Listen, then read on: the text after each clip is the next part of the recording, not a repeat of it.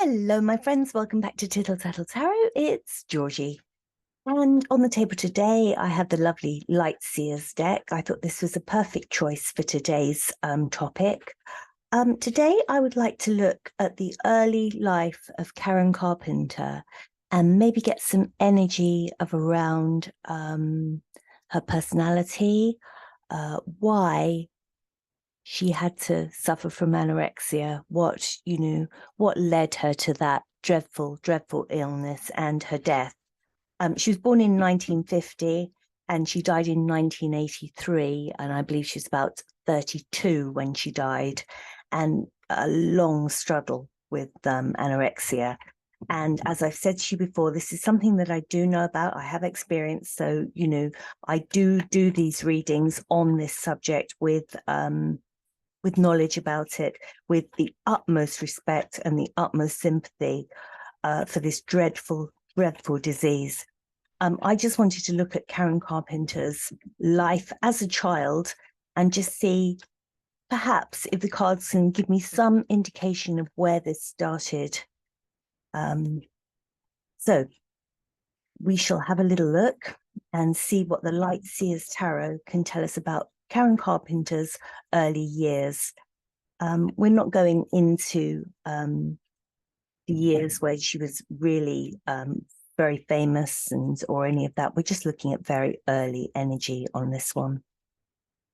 So, born 1950, Karen Carpenter. Let's just see what the Light Seers Tarot will show us regarding her energy. Beautiful soul. Let's just see what we can get. I'll pull a full Celtic cross and then we will discuss it.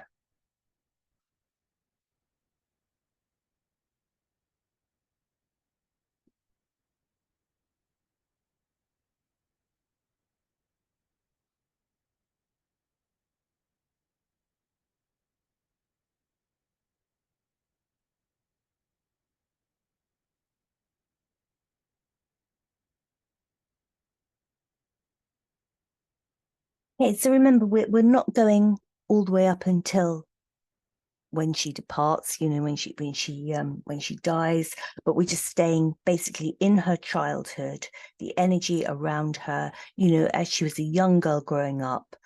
See what we can read from these cards that we have on the table here. So Karen Carpenter, born 1950. So let's have a look. We're probably around about late 50s, early 60s in this reading. So 10 of Swords. There's an undercurrent here at the heart of everything. At the heart of everything is feeling attacked with words. Now, I don't know where that would have come from. Maybe as we go along, this will appear, to come out further. But as a child, and I'm going from about, say, 10 years old, let's say around about that kind of age, 10, 11, around about there, slightly earlier, slightly later, but feeling very much attacked by words. I'm holding this mainly in the family and school because that would have been her influence then. She wasn't in the music industry, remember? So, this is her immediate environment being attacked verbally, which made her very closed and protective of herself. Okay, let's just see what else we have here. So I believe that crossing that, we had the work card. 8 of Pentacles, my goodness, this young child could work hard. Didn't matter what she wanted to do, she'd give it 1,000%. Really, if she had work at school, this is the way that I'm reading this. If there was schoolwork, homework, a project, she was fanatical about doing her best, getting things right. She was a good student, and it meant everything to her. Approval. She sought that, and this is that 8 of Pentacles, working hard to prove herself, because there was that insecurity of being attacked with words. So she would try and earn good words through hard work. And at the top of this, in her mind, it's all about stability, and very creative person, but more than that, it's more like wanting to feel secure. Wands are more of the creative energy, and we've got wands here, but the Page of Pentacles is wanting to feel secure, and I see this as roots. Page of Pentacles, wanting to be accepted, wanting to have secure roots. Do you know what? I get a feeling with this that she would have seen other children at school, and I think she would have envied them, their security. That sounds really stupid, but it just feels to me like with the way this young girl is standing on one leg, it's not quite grounded. And I don't normally see it like that, but I do in this case. I kind of see this as she wasn't totally rooted. And there was, envy is the wrong word, but she longed to be rooted in a very dependable family. And I don't think she felt that she had that. And that was in her mind. And maybe this goes to this sort of verbal attacks and what have you. The verbal attacks, working really hard at school to earn praise, very important to her, looking at other people and just feeling sort of a little off balance, not quite rooted, and wanting that security, not feeling secure. And at the bottom of things, well, there you go. There's that Seven of Wands. God, I said wands about being creative. Now, with this version of the Seven of Wands, it always fascinates me, this one, because look how she's in a bubble. It's like a security bubble, isn't it? Protected. And with this version of the Wands, I see this as your Seven of Wands. Where you feel you're most powerful is in your creative bubble. And that could be in your mind, or it could be a place, or doing the thing that you love to do that gives you your security around you. But when you leave that, you're exposed. So I think her Seven of Wands, the thing that if you think about the Seven of Wands, they've got like this wand and they're putting up a barrier against the world. I have to fight you off and protect this. This is mine, and I've got to protect it. But I see this as that little place that she was. The only place where she felt really secure was in her bubble of probably music, creative things that she did. And that was where she felt the security that she didn't feel in normal home life, shall we say. And Queen of Swords, this is those harsh words. I'm going to say coming from a woman. Here we have, these harsh words here, right at the center of it. These are words that have cut so deeply, so cruelly. And, this is what she grew up with. And we are looking back. So, we're saying past energy, but this is her, when she was about 8, 9, 10, 11, that sort of age. Cruel words from a female, definitely a female, which was so wounding. And they say sticks and stones will break my bones, but no, words will never harm me. And it's so untrue, because words can be far more damaging than anything somebody could physically do to you. Well, within reason, but you know what I mean. Words can be so wounding. And Queen of Wands in reverse. And I think these words made her doubt her ability, doubt the abilities that she had, because this was so important to her, this creative bubble. And I think cruel words made her doubt her talent. she had all of this. She had the voice. She she played the drums. I believe when she was younger, she danced and she did all kinds of things, but she never felt like she owned it. She never felt like this figure here, just like total joy. And although there was a joy at doing it, the words that were surrounding her took the joy out of it for some reason. Okay, so crossing the bridge, we have these harsh words from a female. She worked really hard to try and get good words, to get encouragement, she needed those emotional words of well done. And I don't think from this Ten of Swords, this was the heart of the matter. She never really got the recognition, no matter how hard she worked. And it made her doubt this wonderful ability she had, because that was at the bottom of it all. She had so much talent. She had so much talent to protect, but she just didn't feel it. She didn't feel the talent that she had. And then we're coming up the outside. The Emperor in reverse. Now, I don't know what energy this would be. It wouldn't be her brother because it's too mature. Her brother would have been a page. I think he was a few years older than her, possibly even a knight energy. It's not an emperor. An emperor is very very mature. In the reverse, it's I would say a narcissistic energy. Now, does that have to be a man? I don't think it does. We've got the Emperor here. I don't know what her relationship was with her father, but I'm not getting father vibes from this. At that age, she wouldn't have anyone in the music industry because she was too young. But you've definitely got this very strong energy. Now, as I say, it doesn't have to be a man. It could be the same person that's causing these harsh words. Because to speak harshly to a child like that, I think you have to be to some degree narcissistic. And this Emperor in reverse is a narcissist card. It's a cruel, unemotional card. So we've got that here. This is what she felt. This is her feelings here around somebody in particular.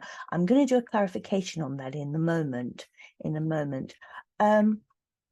Eight of Cups in reverse. And I think that, even at like sort of 10, 11 years old, she felt trapped. I mean, this is, of course you're trapped. You're at home. You can't do this. You might be able to do this when you're in your teens and you're going off to college, or when you're, when you're an adult. You have the ability to say, I'm leaving this. The Ace of Cups is walking away from a situation. I'm walking on to better things. But of course, when you're a child, you can't do that. So she was stuck in a situation that she had no escape from, and she had to deal with that emotional, the cups spilling out.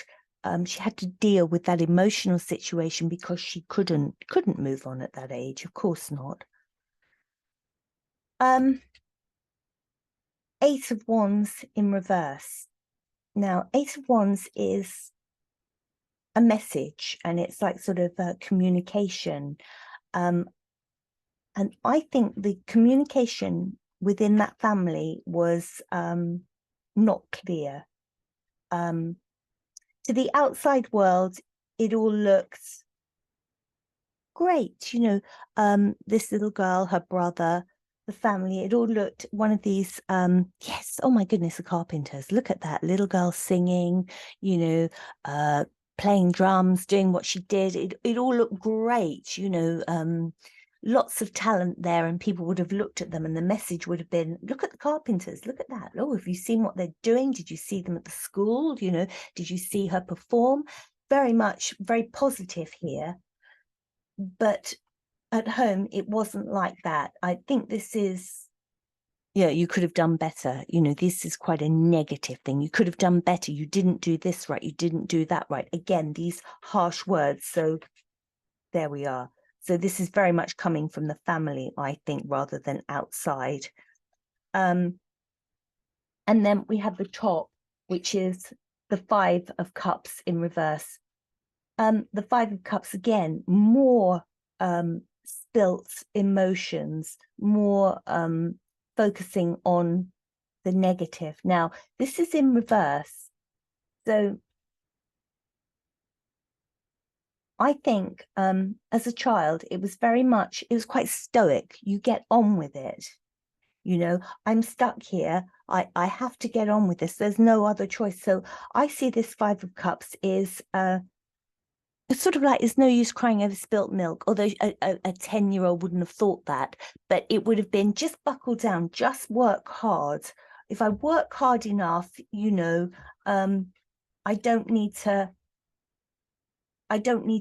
think about all the bad words, all the emotional things going on. If I do my music and I work hard, you know, I can cope with this. And I could that's sort of dealing with this, these unpleasant feelings. They could be dealt with if I have my music and I put myself in this bubble here and work really hard. So it's not a traditional family, this at all. It's not a nurturing family. It's very much, you get judged on your results, you know, and God forbid, if you don't do well, there are going to be hard words raining down on you.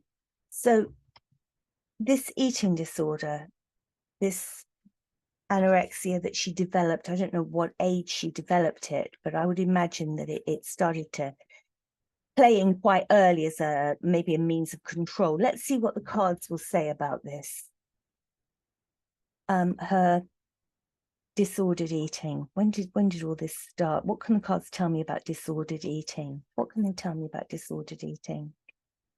Knight of Cups. Knight of Cups, you know, this could be the brother's energy. Richard Carpenter now. I'm going to move all this out of the way. Richard Carpenter, yeah, he probably would have been a knight energy because he was about 3 years older. So when she was about 11, he's going to be about 14, that sort of age. So he's not a page, he's not young energy, but this is quite emotional, not having emotional empathy. I think between her and her brother, they put on a good show, but again, there was this sort of get on and do it. Why did you do that? Don't do it like that. That's the kind of, and I'm feeling quite hot now and sort of feeling, yeah, this is what this one is, the Knight of Cups. And I think this was one of the contributing factors towards her not feeling good enough. So I think this is the brother's energy. Richard Carpenter, the brother that's, well, her only brother, but the brother that she was just with so much. And older brother, he was one who was quite controlling in all of this, even though he was only very young. You know, they were still performing together and doing music together. So what about the actual eating disorder? Let's see if the cards will let me just have a glimpse into this eating disorder. Yeah. I'm going to take another card. Yeah.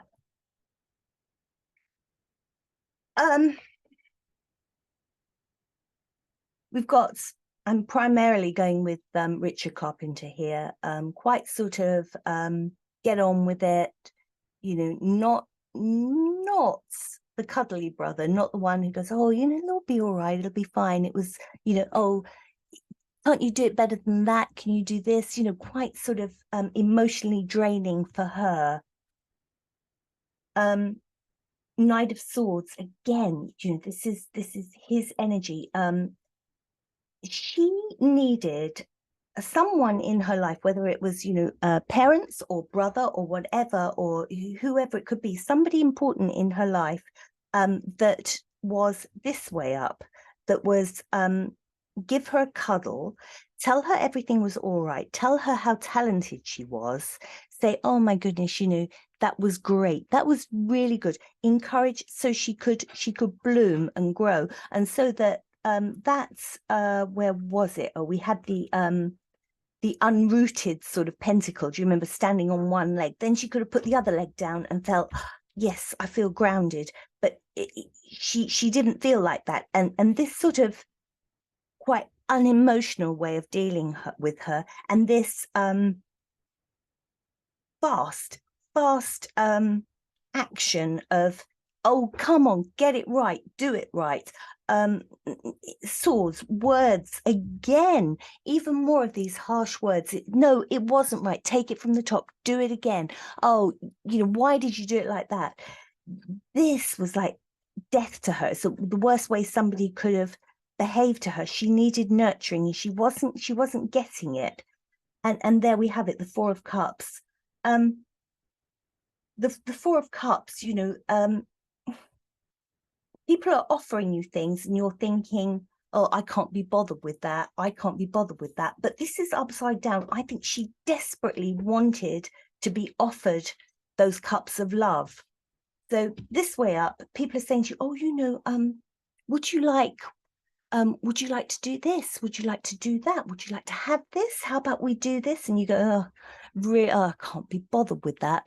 Now, people are offering you cups of love and you're going, no, oh, just leave me alone.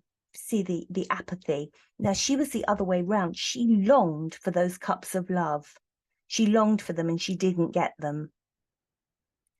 So I'm going to go right to the heart of the situation with this.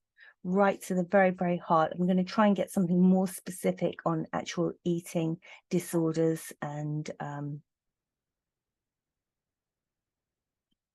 yeah, she wanted to be, look at this, she wanted to be celebrated. She wanted to be celebrated, but she wasn't.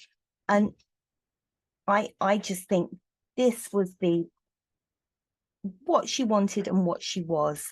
She wanted, and I'm not saying she wanted to be the life and soul of the party and look at me, aren't I amazing? But I think that she wanted people to appreciate who she was and what she was. And she always felt forced to be better. It is not quite good enough. It's not, why don't you do this? We want you to do that. Don't do it like that. And she wanted somebody to say to her, oh, we love you the way you are. What you're doing is great and well done. And this is the whole thing of it. It just took her heart was outside her body. When you have your confidence taken away, chipped away, you've got to take control in some way. You have to take control in some way. And I see that this anorexia that plagued her through her teenage and adult life was all through this trying to take control, trying to get her heart back in her body, having a sense of, I can do this perfectly. This is like the perfectionist's card here, which came out in the beginning, the work card, the perfectionist. I'll work and work and work and people will love me because, I'll get it right. And unfortunately, it doesn't always go like that, does it? This is Karen Carpenter, a tale really of a family that was quite dysfunctional, and her not feeling in control because she was never given the praise, I don't think, that she should rightly have had.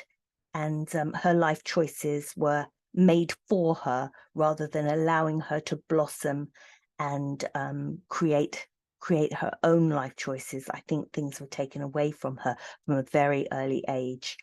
So these are my thoughts on Karen Carpenter. Perhaps you might like to tell me anything more that you know about her, favorite song, anything. I'd love to hear what you think, and I will leave it there for now. Thank you so much for tuning in. And as I say, this reading meant a lot to me.